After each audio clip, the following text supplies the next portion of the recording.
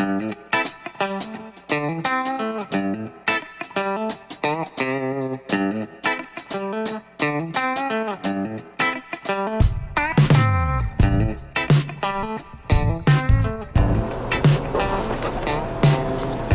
everybody, this is Wade from Wade's Orchids, and it's a fairly bright, sunshiny December, which is a real rarity here in central Pennsylvania. I would like to talk to you today about Maxillarias. This is one of the largest genuses in the New World. Depending on who you talk to, there is somewhere around 600 different species. You can imagine that there is a lot of variety with that number, and right now I think that taxonomists are looking at the genus Maxillaria, and with the ability to do genetic and molecular diagnostics on it, you can probably expect in the future to see this being divided into several or more different genus, depending on what their genetic background shows. Right now, though, we're still calling them Maxillarias, and as I said, they're a New World orchid, which means these go anywhere from Mexico all the way down to Brazil.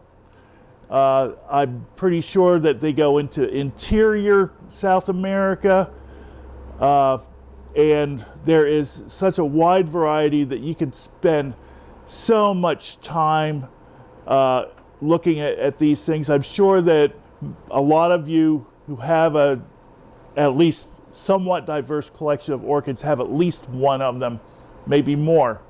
The one I'm holding in my hand here is Maxillaria variabilis.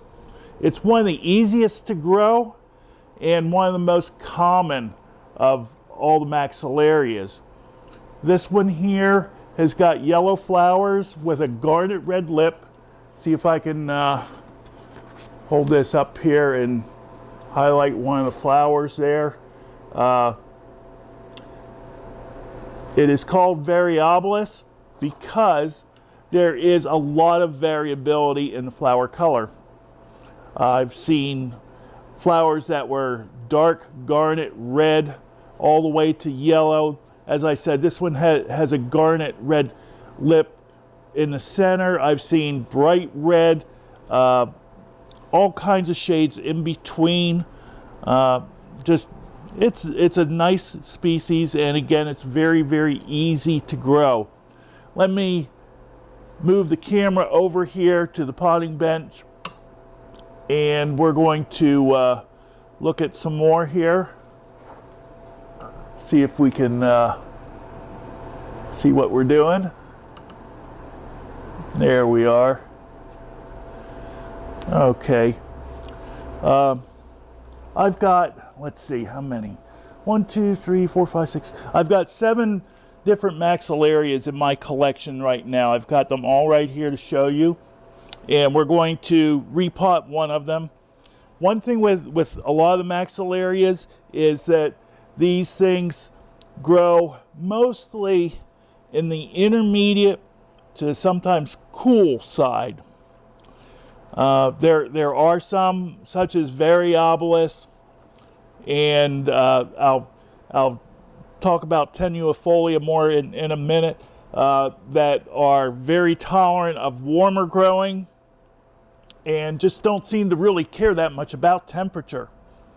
So you can find some that will fit in whatever temperature range you're growing in.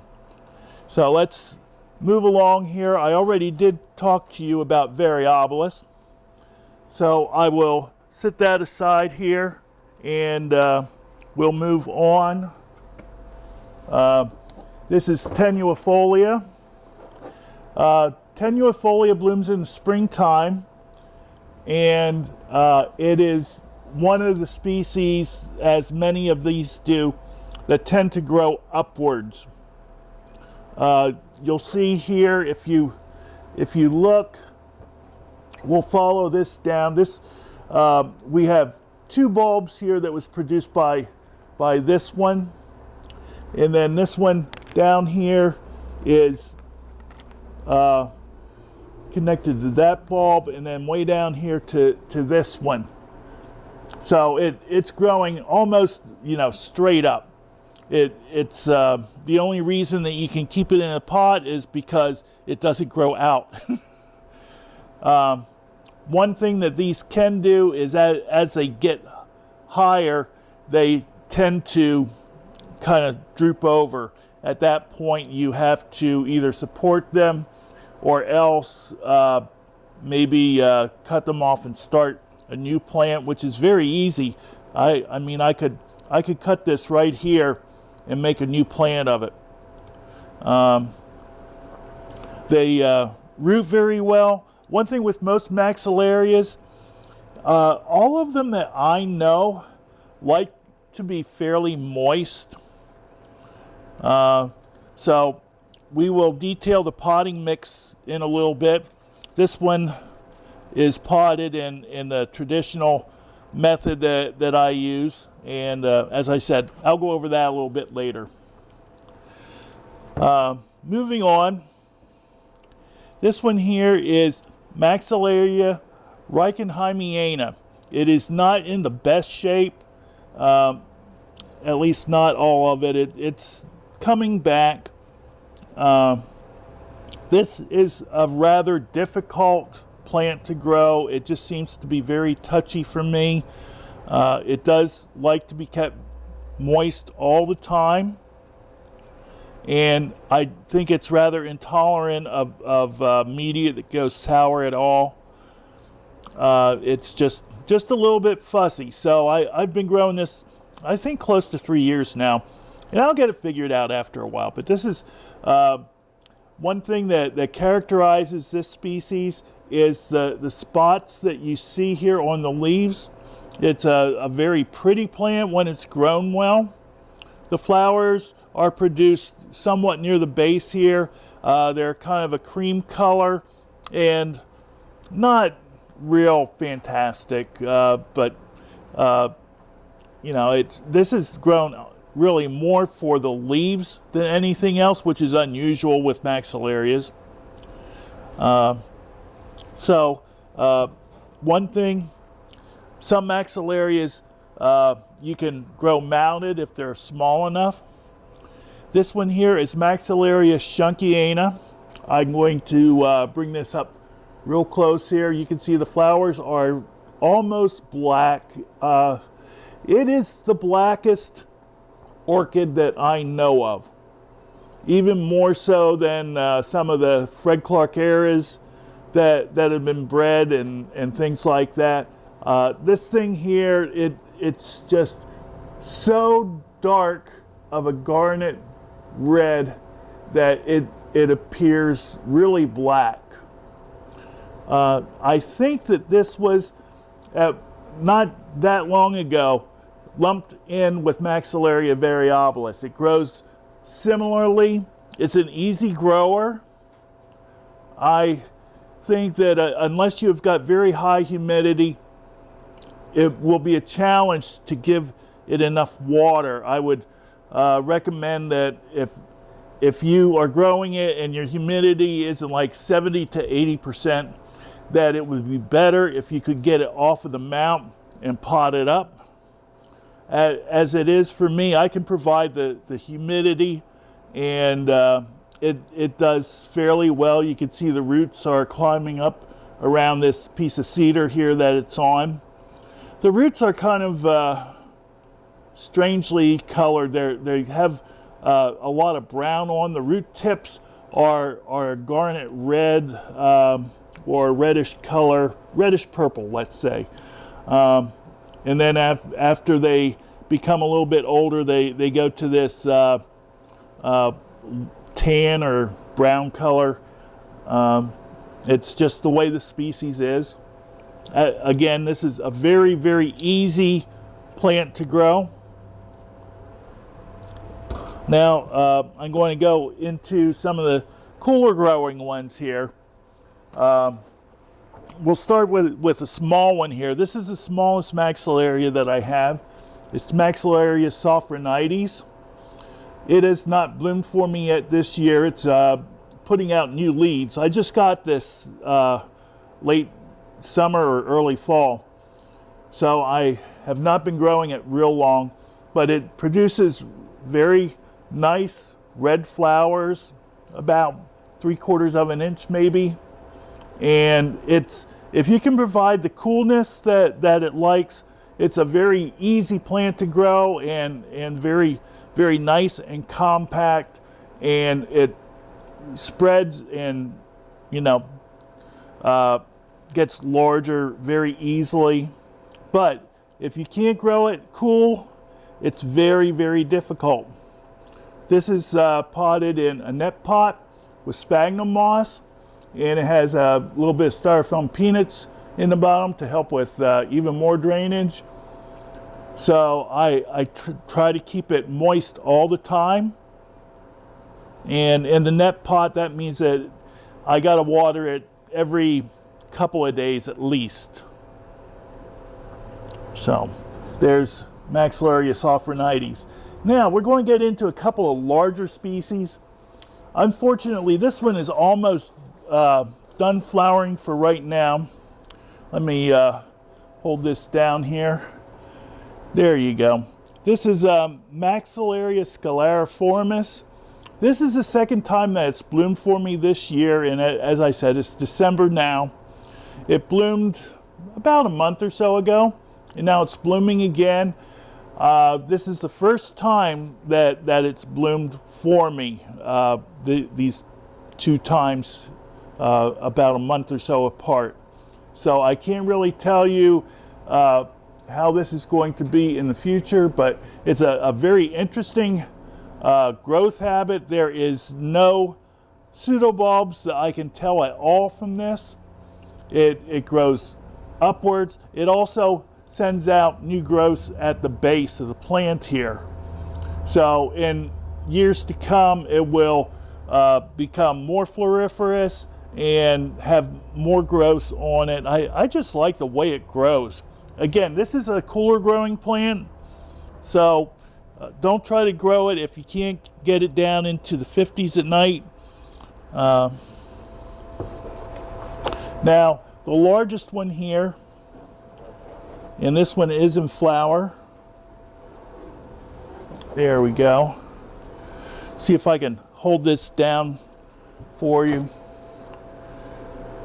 Okay, this is Maxillaria inundata, variety Costa Rica Holiday Surprise, and it has an HCC AOS. It's a very large growing plant. As you can see, this is over 3 feet tall, and it's only the second year that it's flowered for me. Last year it only put out like 2 flowers. Now it's putting out more. It's a very, very pungent, very fragrant smell. I like it. As soon as I came into the greenhouse this morning, this is all I could smell. And I think even in a larger greenhouse, that will be the way it is. Something I should tell you is I was cleaning this up, and I noticed that this has got some mealybug on it. So I did spray for it. Repeated applications of neem oil would be good in the home. I used a thing called Safari, which is absorbed into the plant and will kill the insects that suck on it. So it'll take a little time for it to work. So if you see any bugs on it, don't worry, I'm taking care of it. Now, what I'm going to try to do is, also like Scalariformis, this puts out new growths from the base. I've got 4 new growths coming out here. So at some point, if you wish, you can separate one of these growths. Each one puts out its own roots. If I turn this over here, you can see one of the growths is starting to put out new roots. and you can divide it that way. This plant will actually get 5 feet tall or even more. So this has been in this pot ever since I've gotten it, and we're going to look at repotting. Okay, this is the ingredients that I use for potting, and I'm going to start by showing you what the potting mix is. This starts out by being my Cattleya mix of 3 parts bark and 1 part medium-sized perlite. To that I add 1 part of cut sphagnum moss. Okay, that will allow it to have some air exchange in the root area, but it will also keep it moist. Now, this plant is in a clay pot. I'm going to move it to a plastic pot here. I melted some additional holes in to help with a little more air exchange to make sure that it nice and stays inside there. And what I'm going to do is I start with a little bit of styrofoam peanuts, enough to cover the bottom. Okay, or if you wish, and this is what I'm going to do here for this one, because this is so tall, what I'm going to use this time is I'm going to use lava rock, which will give it some weight at the base. You could use regular stones also, but I'm putting some lava rock in there. This can be kind of dirty when you first get it, so wash it off. Okay, now I'm going to move this aside for just a moment and bring up my kitty litter tray here. And I have no idea what I'm going to find in here. But again, this is Maxillaria comaridian, and I'm going to, it comes out fairly easy. Yeah, as I thought, this is getting pretty root bound. And we have some things here to keep it aerated.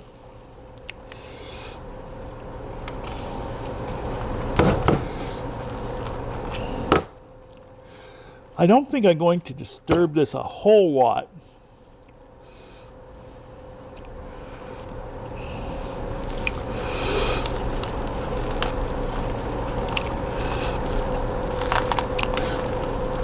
After I work on this just a little bit more, I'll show you how the root system is doing.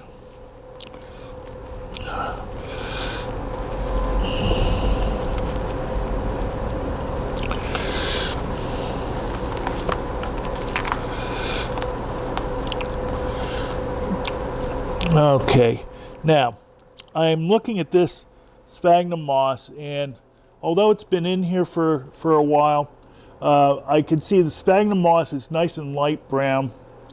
So I'm going to just move it on to the next size pot here, like it is. These put out a lot of roots, as you can see. So I'm going, as I said, I'm going to just move it on, just loosen some things up here a little bit.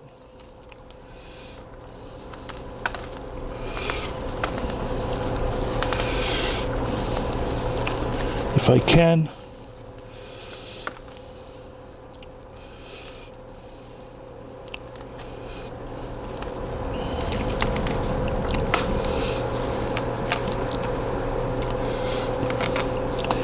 One of the reasons that I'm using the potting mix that I do is because of the bark and moss or bark and perlite that's in it. It makes it much easier when repotting, if necessary, to get rid of the old potting media. With it being almost all moss like this, it can be very difficult to do. So, okay, we're going to just move on from there. And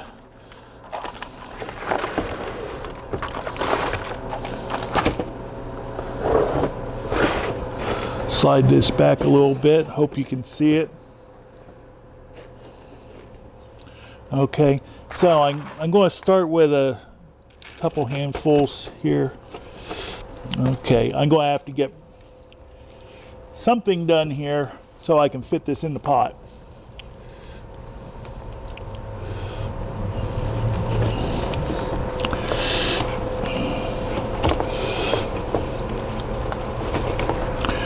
Time to get out the cutters. I think some of the stems here are what's blocking me from, I'm just going to cut some of these stems off a bit.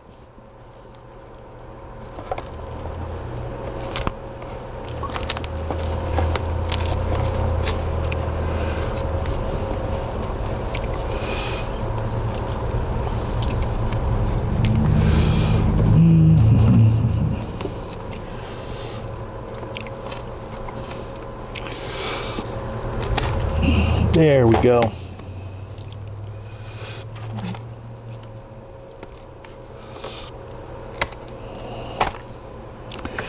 Okay. So that should leave us in a little better shape. One thing about this, it is a very durable plant. Now, this is the best pot that I could find here. Ideally, I would like to get a little bigger one, but I don't have one.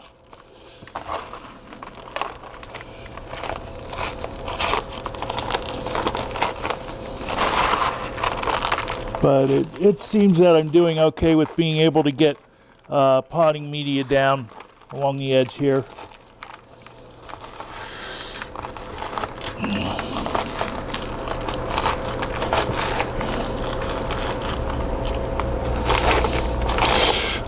I don't know if I mentioned it, but this plant is also a fairly cool grower.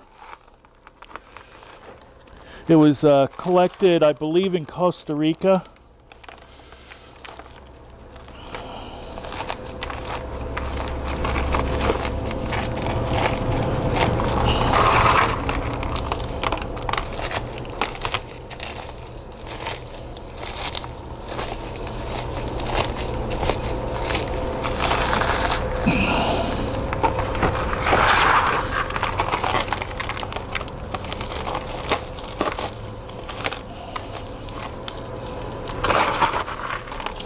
And I'm potting this all the way up to the top here.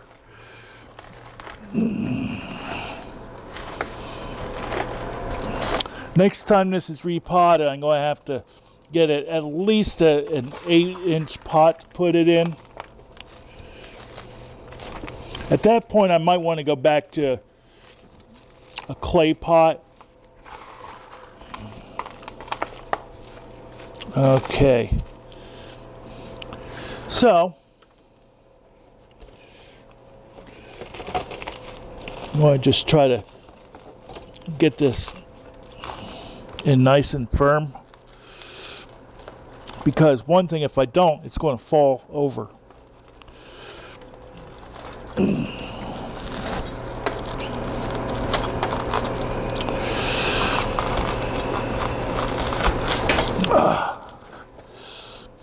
This will not hurt the plant by potting firmly. I always try to use the term that I like to get intimate contact between the potting media and the roots.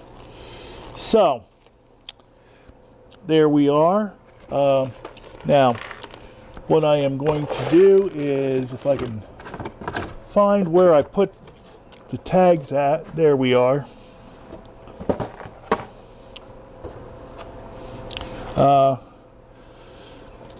I'm going to write the name or the date on here of when it was repotted. This was last repotted. I think it says 7/16. So it was in there for over a year. So I'm going to write 12/17 on here. And with a nice watering, it'll be ready to go. And hopefully provide me lots more flowers. One thing I should say, as I told you, this has mealybugs, and with any of the maxillarias that have this kind of clasping leaves onto the stem, you need to watch out for mealybugs or scale, because they love to find places like that, and it makes it very difficult to see. A lot of times you'll never see it unless you start stripping away the old dead bases of the leaves, and then it can be too late. As it is, this plant is still nice and healthy, so I'm going to keep an eye on it and keep spraying it. And hopefully we'll be able to get rid of these mealybugs soon. So, this is Wade from Wade's Orchids. Another look at this. It's a really nice flower. Those flowers are at least 2 inches across. And they will last for quite a long period of time. Okay, so this is Maxillarias. If you have any questions, please let me know. Thanks a lot for watching. We'll see you.